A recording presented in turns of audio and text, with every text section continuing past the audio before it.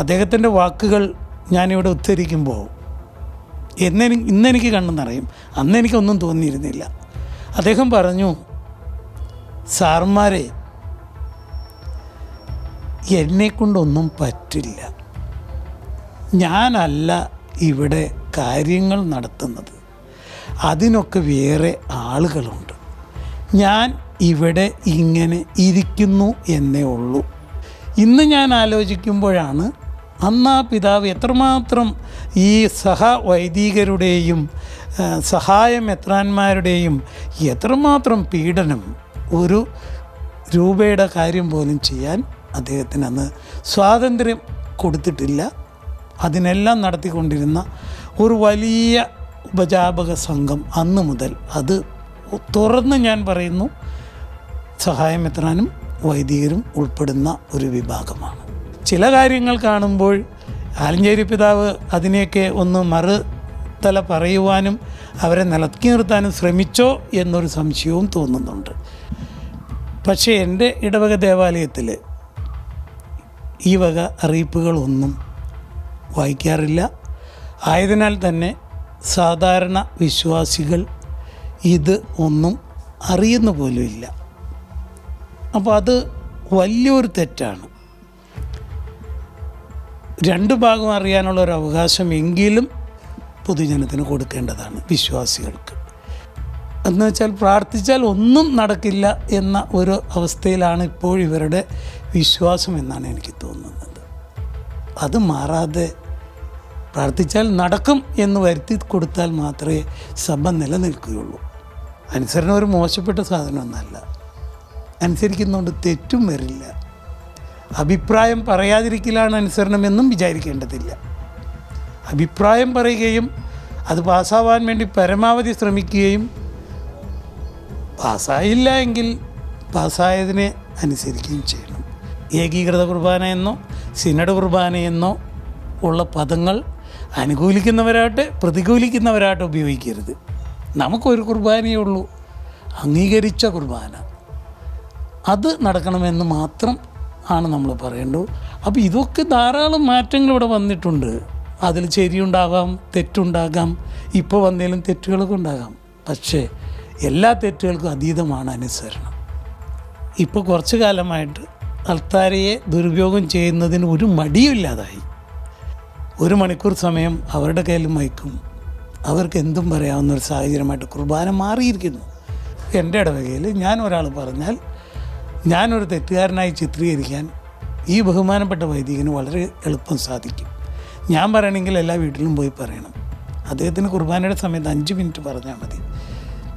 ഞാൻ പോയി പറഞ്ഞതെല്ലാം ഇല്ലാതാകുന്ന ഒരു സാധനം.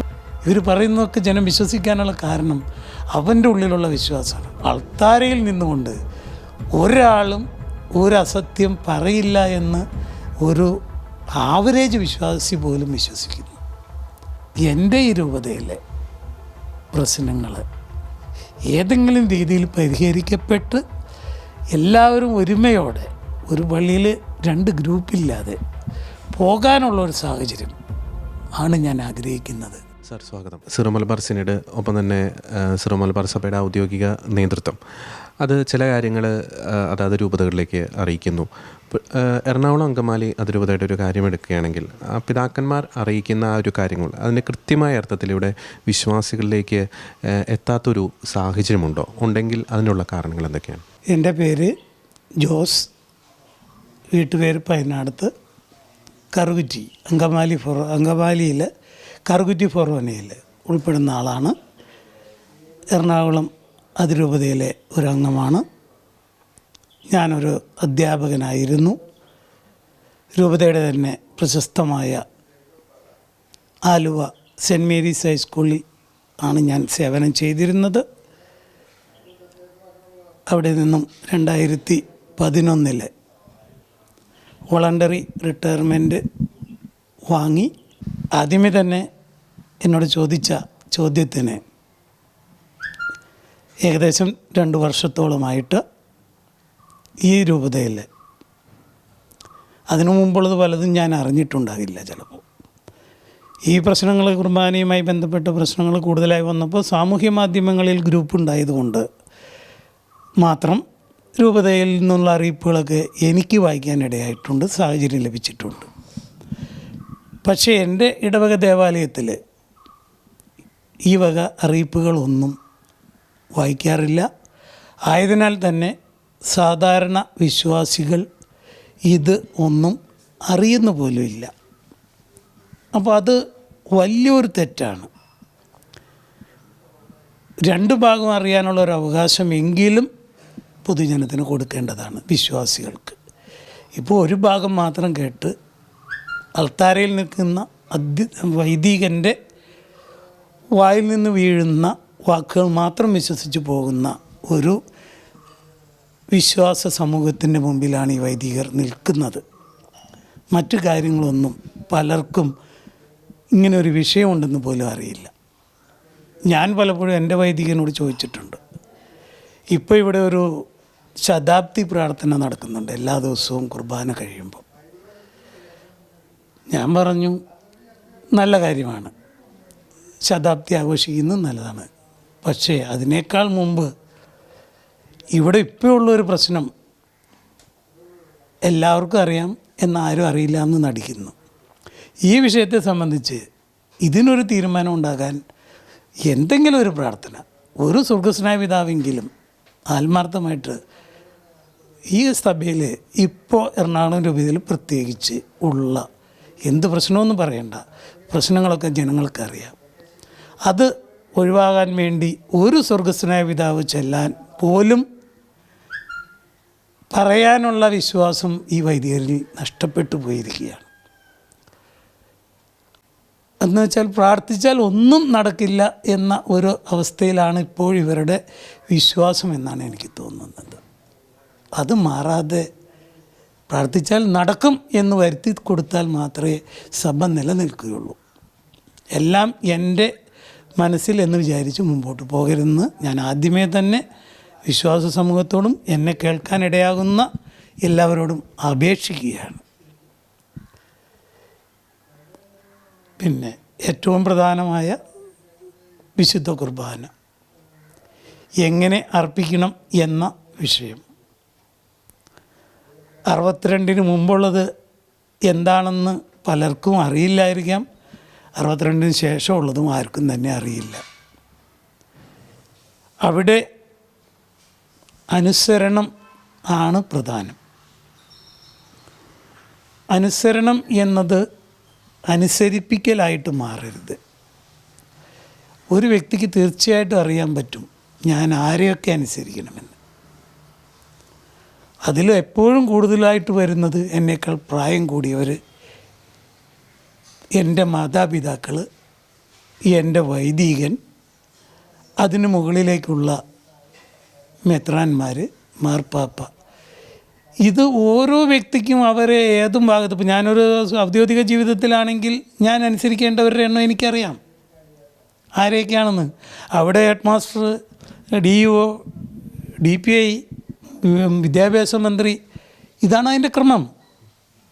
അതുപോലെ ഒരു വിശ്വാസിക്കറിയാം ആരെയൊക്കെ അനുസരിക്കേണ്ടതെന്ന്. ആ ക്രമം പാലിക്കാൻ ഒരു വൈദികനറിയാം ആരെയൊക്കെ അനുസരിക്കണമെന്ന്. എല്ലാവരും അവരവരുടെ ക്രമം അനുസരിച്ചുള്ള അനുസരണം പാലിച്ചാൽ, അനുസരണം ഒരു മോശപ്പെട്ട സാധനമൊന്നല്ല, അനുസരിക്കുന്നതുകൊണ്ട് തെറ്റും വരില്ല. അഭിപ്രായം പറയാതിരിക്കലാണ് അനുസരണമെന്നും വിചാരിക്കേണ്ടതില്ല.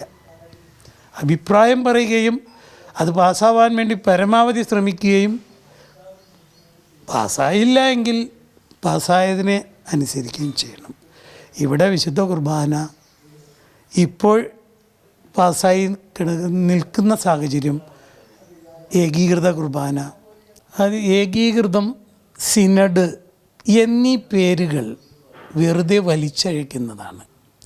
നാട്ടിലൊക്കെ ആളുകൾക്ക് നിക്നെയിമുകളിടും പെട്ടെന്ന് തിരിച്ചറിയാനൊക്കെ. ഇവിടെ ഏകീകൃത കുർബാന, സിനഡ് കുർബാന ഇപ്പോഴും പലർക്കും അറിയില്ല എന്താ സിനഡ് കുർബാന.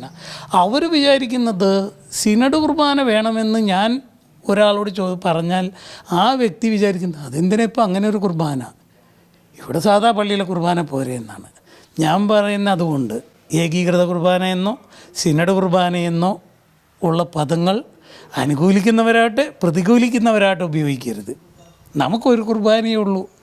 അംഗീകരിച്ച കുർബാന അത് നടക്കണമെന്ന് മാത്രം ആണ് നമ്മൾ പറയേണ്ടത്. മറ്റു വാക്കുകൾ ഉപയോഗിക്കരുത് എന്ന് ഞാൻ പ്രത്യേകം ഒന്ന് ഓർമ്മപ്പെടുത്തുകയാണ്. കാരണം അത് ഒരു നല്ല കാര്യമല്ല. അത് പ്രത്യേകം എല്ലാവരും ശ്രദ്ധിക്കുക. അതുകൊണ്ട് കുർബാനയിൽ അനുസരിച്ചുകൊണ്ട് ഏത് ലഭിച്ചാലും ഇനിയൊരു കുർബാന മാറി മെത്രാന്മാരും മാർപ്പാപ്പയും അംഗീകരിച്ച് വന്നാൽ അതിൽ പങ്കെടുക്കാൻ 100% ഞാൻ തയ്യാറാണ്. എനിക്ക് ഇങ്ങോട്ട് തിരിഞ്ഞാലേ കുർബാനയാവുള്ളൂ എന്നോ അങ്ങോട്ട് തിരിഞ്ഞാലേ ആവുള്ളൂ എന്നല്ല. അതാണ് ഞാൻ നേരത്തെ പറഞ്ഞ 62-ന് മുമ്പ് ഇവിടെ ബലിയർപ്പണം ഉണ്ടായിട്ടുണ്ട്. ധാരാളം മാറ്റങ്ങൾ ഉണ്ടായിട്ടുണ്ട്. കാലാകാലങ്ങളിൽ മാറ്റങ്ങൾ വന്നിട്ടുണ്ട്. ഈ മാറ്റങ്ങളൊക്കെ നമ്മൾ അനുഭവിച്ചിട്ടുള്ളതാണ്. അപ്പോൾ ഇതൊക്കെ ധാരാളം മാറ്റങ്ങൾ ഇവിടെ വന്നിട്ടുണ്ട്. അതിൽ ശരിയുണ്ടാകാം, തെറ്റുണ്ടാകാം, ഇപ്പോൾ വന്നതിലും തെറ്റുകളൊക്കെ ഉണ്ടാകാം. പക്ഷേ എല്ലാ തെറ്റുകൾക്കും അതീതമാണ് അനുസരണം. അവിടെ പഠിക്കേണ്ടത് ഞാൻ ആരെയാണ് അനുസരിക്കേണ്ടത്. ആരെയും അനുസരിക്കേണ്ടത് അല്ലാത്തതായിട്ട് ആരും ഇവിടെ ഇല്ല. ഏതൊരാളും ഒരാളെ അനുസരിക്കേണ്ടത് ആരുമില്ല. മാർപ്പാപ്പയ്ക്ക് പോലും അനുസരിക്കേണ്ടതുണ്ട്. മാർപ്പാപ്പ അദ്ദേഹത്തിൻ്റെ മുകളിലേക്കും താഴേക്കും അനുസരിക്കുന്നുണ്ട്, കേൾക്കുന്നുണ്ട്, തീരുമാനങ്ങൾ എടുക്കുന്നുണ്ട്. അനുസരണം എന്നത് ഇവിടെ ഏറ്റവും വലിയവന് തുടങ്ങി ഏറ്റവും ചെറുവിന് വരെ വേണം. അതിന് പ്രാധാന്യം കൊടുത്താൽ തന്നെ തീരുന്ന ഏക പ്രശ്നമാണ് ഈ എറണാകുളം രൂപതയുടെ. അനുസരിക്കാൻ പഠിക്കുക. ബഹുമാനപ്പെട്ട വൈദികരെ, നിങ്ങൾ ആദ്യം അനുസരിക്കാൻ പഠിക്കുക. അതാണ് എനിക്ക് ആദ്യമേ പറയാനുള്ളൂ. അപ്പം നമ്മുടെ ബലിയൊക്കെ ഉത്തമമായി തീരും. ഒപ്പം ഈ സഭാവിരുദ്ധ പ്രബോധനങ്ങൾ നൽകുക, അല്ലെങ്കിൽ ഔദ്യോഗിക സഭ സ്വീകരിക്കുന്ന നിലപാടുകൾക്ക് വിരുദ്ധമായിട്ടുള്ള പ്രബോധനങ്ങൾ നൽകാൻ ചില വൈദികരെങ്കിലും ഈ അൾത്താരയെ ദുരുപയോഗം ചെയ്യുന്ന അങ്ങനെ എന്തെങ്കിലും കാര്യങ്ങൾ ശ്രദ്ധയിൽപ്പെട്ടു? അത് തീർച്ചയായിട്ടും ഇപ്പോൾ കുറച്ചു കാലമായിട്ട് അൾത്താരയെ ദുരുപയോഗം ചെയ്യുന്നതിന് ഒരു മടിയുമില്ലാതായി. മുമ്പൊക്കെ വളരെ അത്രയും നേരിട്ട് പറയുന്നൊരു സാഹചര്യം ഉണ്ടായില്ല. ഇപ്പോൾ അവർ പ്രത്യേകിച്ച് അവർക്ക് ധാരാളം സമയവും ധാരാളം ശ്രോതാക്കളെയും ലഭിക്കുന്നു. 1 മണിക്കൂർ സമയം അവരുടെ കയ്യിൽ മൈക്കും അവർക്ക് എന്തും പറയാവുന്ന ഒരു സാഹചര്യമായിട്ട് കുർബാന മാറിയിരിക്കുന്നു. കുർബാനയുടെ ഇടയ്ക്കും വടക്കും ഒക്കെ പലതും പറയുന്നുണ്ട്. നമുക്ക് തന്നെ ഒരു കുർബാനയിൽ അരോചകം തോന്നും. അപ്പോൾ അങ്ങനെ ഒരു തെറ്റായ ധാരാളം ആശയങ്ങൾ പകർന്നു കൊടുക്കാനായിട്ട് അൾത്താര ബഹുമാനപ്പെട്ട വൈദികർ ഉപയോഗിക്കുന്നു എന്നത് വളരെ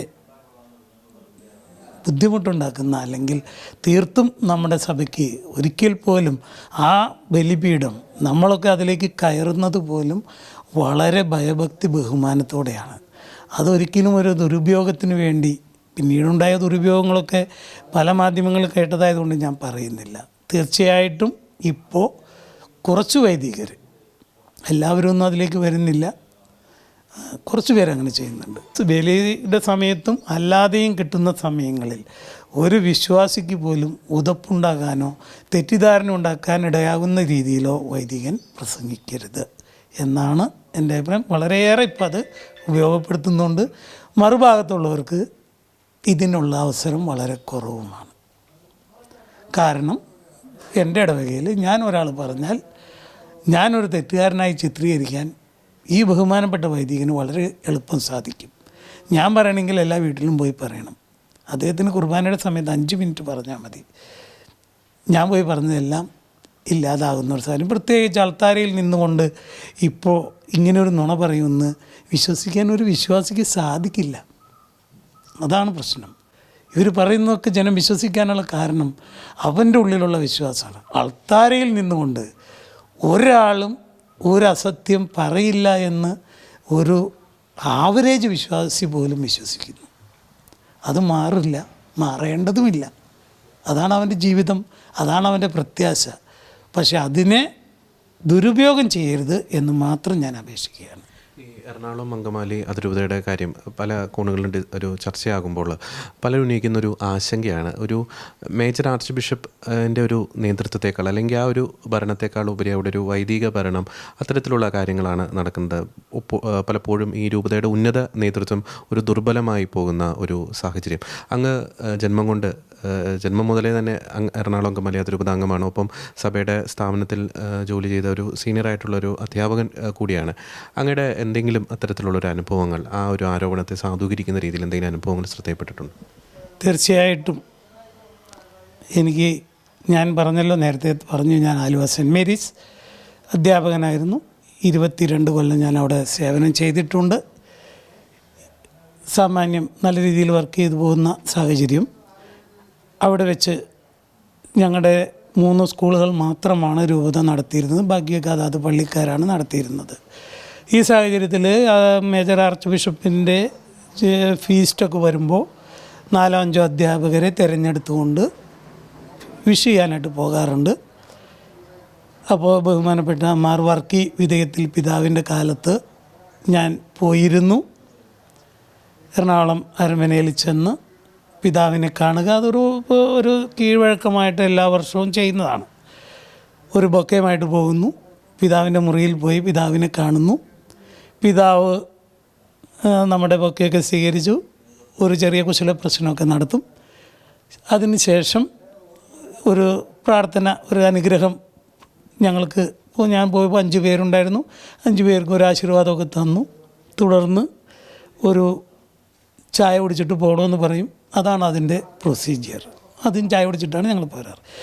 ഈ പ്രസ്തുത ദിവസം അതിനു മുമ്പ് ഞങ്ങളുടെ സ്കൂളിലെ ആനിവേഴ്സറിക്ക് മാർ വർക്കി പിതാവ് ഉദ്ഘാടകനായിട്ട് വന്നിരുന്നു. ഈ അവസരത്തിൽ ഞങ്ങൾ അന്നത്തെ അവസ്ഥ 2000 കാലഘട്ടമായിരിക്കണം. വളരെയേറെ ആണിയടിച്ച ബെഞ്ചുകളും ഇളകുന്ന ഡെസ്കുകളും ഒക്കെയാണ് അന്നത്തെ സ്കൂളിൻ്റെ സമ്പാദ്യം. അന്ന് ഇംഗ്ലീഷ് മീഡിയം സ്കൂളുകളുടെയൊക്കെ ആരംഭകാലമാണ്. രൂപതയ്ക്ക് തന്നെ ഇംഗ്ലീഷ് മീഡിയം സ്കൂളുകളൊക്കെ തുടങ്ങി നല്ല ബെഞ്ചും ഡെസ്കുള്ള കാലമാണ്. അന്ന് എയ്ഡഡ് സ്കൂളിന് ബെഞ്ചും ഡെസ്കൊക്കെ തരാൻ അത്ര താല്പര്യമില്ലാത്ത ഒരു കാലഘട്ടം. അപ്പോൾ വർക്കി പിതാവിൻ്റെ അടുത്ത് ഞങ്ങൾ കുശല പ്രശ്നത്തിൻ്റെ ഇടയിൽ ഒരാവശ്യം പറഞ്ഞു. പിതാവേ, ഞങ്ങൾക്കൊരു 10 ബെഞ്ചും ഡെസ്കും അടിയന്തരമായിട്ട് വേണം. അതിന് മറുപടിയായിട്ട് പിതാവ് എന്നോടും എൻ്റെ കൂടെ ഉണ്ടായിരുന്ന 4 അധ്യാപകരോടും മറുപടിയായിട്ട് പറഞ്ഞത് വളരെ വേദനാജനകമാണ്. അന്ന് അതിൻ്റെ വേദന ഇത്രയേറെ ഉൾക്കൊള്ളാനുള്ള അനുഭവജ്ഞാനം എനിക്കില്ലായിരുന്നു. അദ്ദേഹത്തിൻ്റെ വാക്കുകൾ ഞാനിവിടെ ഉദ്ധരിക്കുമ്പോൾ ഇന്നെനിക്ക് കണ്ണു നിറയും.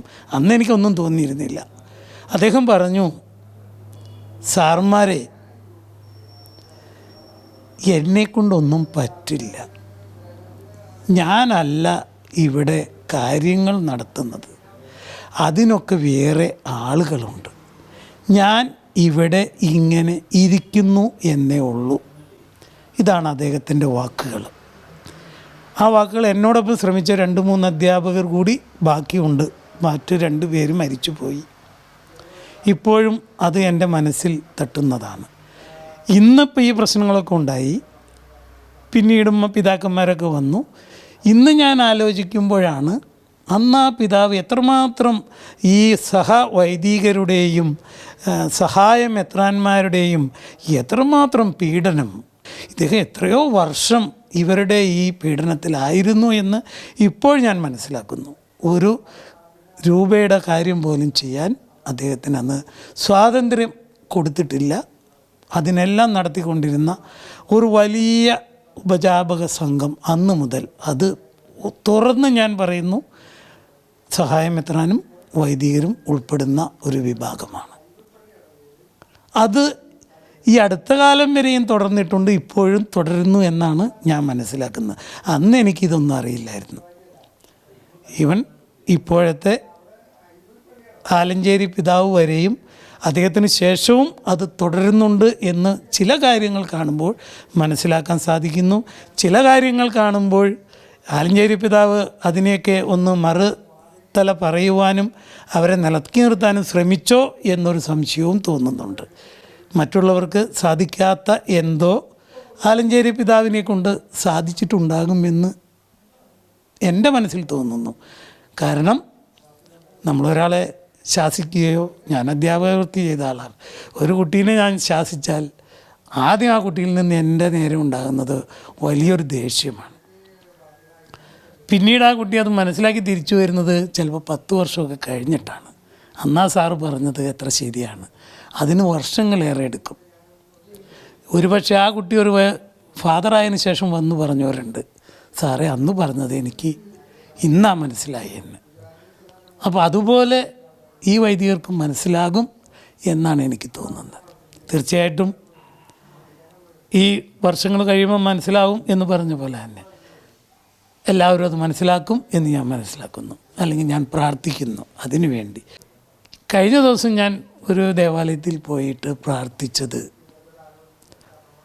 എൻ്റെ ഈ രൂപതയിലെ പ്രശ്നങ്ങൾ ഏതെങ്കിലും രീതിയിൽ പരിഹരിക്കപ്പെട്ട് എല്ലാവരും ഒരുമയോടെ ഒരു പള്ളിയിൽ 2 ഗ്രൂപ്പില്ലാതെ പോകാനുള്ള ഒരു സാഹചര്യം ആണ് ഞാൻ ആഗ്രഹിക്കുന്നത്.